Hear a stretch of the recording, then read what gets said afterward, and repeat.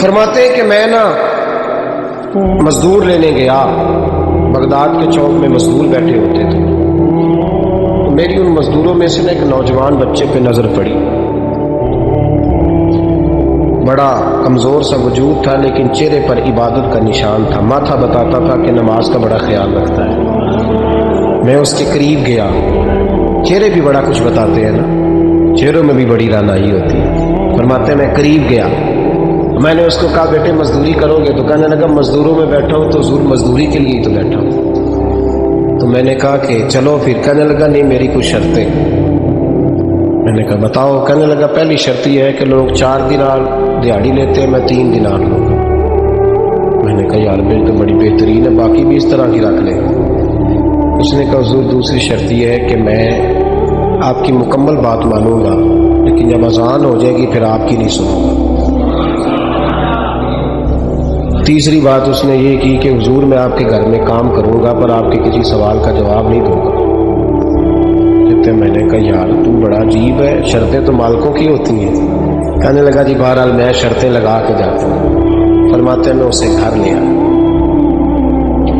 کام میں نے اس کو بتایا تو جو کام مزدور سارے دن میں کرتا ہے نا اس نے 2 گھنٹے میں کر دیا۔ ہمارے مزدور سگریٹ پینے میں بھی تو آدھا گھنٹہ لگاتے ہیں، وہ چائے پینے جائیں تو پونا گھنٹہ وہاں۔ ان کو بھی تو دیانتداری کرنی چاہیے کہ نہیں کرنی چاہیے؟ نے معاہدہ کیا ہے نا جی تو پورا اترنا چاہیے۔ کہتے 2 گھنٹے میں۔ اب کام جب بندہ شروع کراتا ہے تو کام اور نکل آتا ہے۔ کہتے کام میں نے اس کو اور بتا دیا، وہ کرنے لگا۔ اس نے مٹی نکال کے رکھی تھی باہر رستے میں، تو اذان ہو گئی زور کی، اس نے وہیں کدال چھوڑی کہی اور چلنے لگا۔ تو میرا بیٹا کہنے لگا اس کو ذرا برابر کر دو۔ کہنے لگا چپ کر جا، تیرے باپ سے بات ہوئی تھی، جب اذان ہوتی ہے تو میں کسی اور کی نہیں سنتا، صرف اللہ رسول کی سنتا ہوں۔ کہتے ہیں مسجد چلا گیا، نماز پڑھ کے آیا تو دوپہر کا وقت تھا۔ میری بیوی کہنے لگی اس کو کھانا کھا لے۔ کہتے ہم نے کہا کھانا کھا لو، تو کہنے لگا میں نے روزہ رکھا، رمضان بھی نہیں تھا، نفلی روزہ رکھا۔ فرماتے ہیں شام ہوئی، میں نے 3 دینار دیے تو میں نے کہا تیرا نام کیا ہے؟ کہنے لگا میں نے آپ سے کہا تھا میں کسی سوال کا جواب نہیں دوں گا۔ وہ چلا گیا۔ اگلے دن میں پھر لینے گیا اسے، کام کچھ اور نکل آئے تو لوگوں نے بتایا وہ صرف ہفتے والے دن آتا ہے۔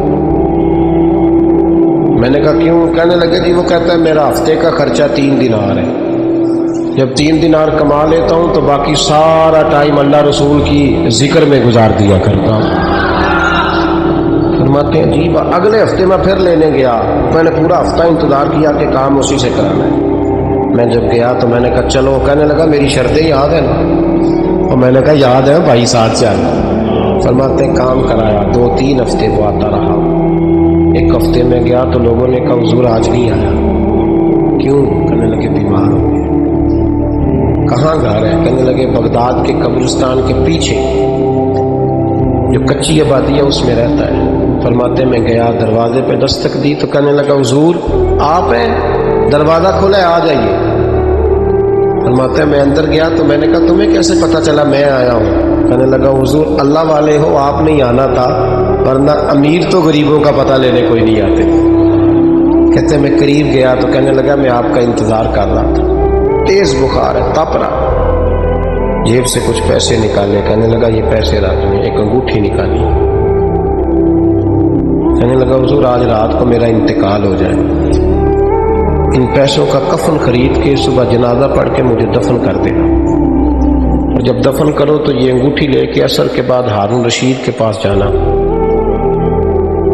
آپ اسے کہنا میں نے ملنا ہے پر وہ آپ کو ٹائم نہیں دے گا، آپ اس کو آواز دیجیے گا کہ تیری ایک امانت ہے میرے پاس، پھر وہ آپ سے ملے گا تو انگوٹھی دے دیں، پھر آپ میری طرف سے فارغ ہیں۔ حضرت فرمانے لگے تیرا نام؟ اور کہنے لگا حضور وقت تھوڑا ہے، آج رات میں نے جانا ہے، بڑی لمبی معافی مانگنی ہے رب کریم سے، اگر مناسب سمجھے تو مجھے اپنے رب سے تنہائی کر دیں۔ فرماتے ہیں میں آ گیا اور اس کی باتوں نے مجھے ساری رات سونے نہیں دیا۔ فرماتے ہیں صبح بڑی مشکل سے سورج نکلا، میں گیا دروازے پہ ہاتھ رکھا تو دروازہ کھلا ہوا، اندر داخل ہوا تو خوشبوئیں میرا استقبال کر رہی تھی، جب چہرے سے کپڑا ہٹایا تو اس کا تو انتقال ہو چکا، انتقال ہو چکا، ایسے جیسے کسی کا دیدار کر کے سویا۔ کہتے میں تو 2 آدمی لے گیا تھا جنازے پہ، پر پتہ نہیں دنیا کدھر کدھر سے آئی، کہاں کہاں سے اکھاں جدوں میٹیاں زمانہ مینوں روے گا، اپنا تے اپنا بیگانہ مینوں روے گا۔ فرماتے ہیں میں تو 2 بندے لے گیا تھا، پر پتہ نہیں مخلوق کہاں کہاں سے آئی۔ جنازہ پڑا، دفن کیا۔ ہارون رشید کے پاس میں عصر کے بعد گیا، میں نے بلانا چاہا پر بادشاہ کا میری طرف دیکھا ہی نہیں۔ میں نے اس کو کہا تیری ایک امانت میرے پاس ہے۔ فرماتے ہیں وہ مجھے کونے پہ لے گیا، کیا بات ہے، کمرے میں بلایا، میں نے انگوٹھی دی۔ ہارون رشید تو چیخے مارنے لگا، کہنے لگا انگوٹھی والا کہاں ہے؟ میں نے کہا وہ تو انتقال کر گئی۔ کہنے لگا مجھے قبر پہ لے جا۔ کہتے میں قبر پہ لایا تو وہ لیٹ گیا، تڑپ کے رونے لگا۔ میں نے کہا میرا کلیجہ پھٹ جائے گا، نہ اس نے کچھ بتایا نہ تو نے بتایا، یہ کون تھا؟ تو ہارون رشید کہنے لگا یہ میرا بیٹا تھا۔ میں نے کہا تیرا بیٹا اور مزدور؟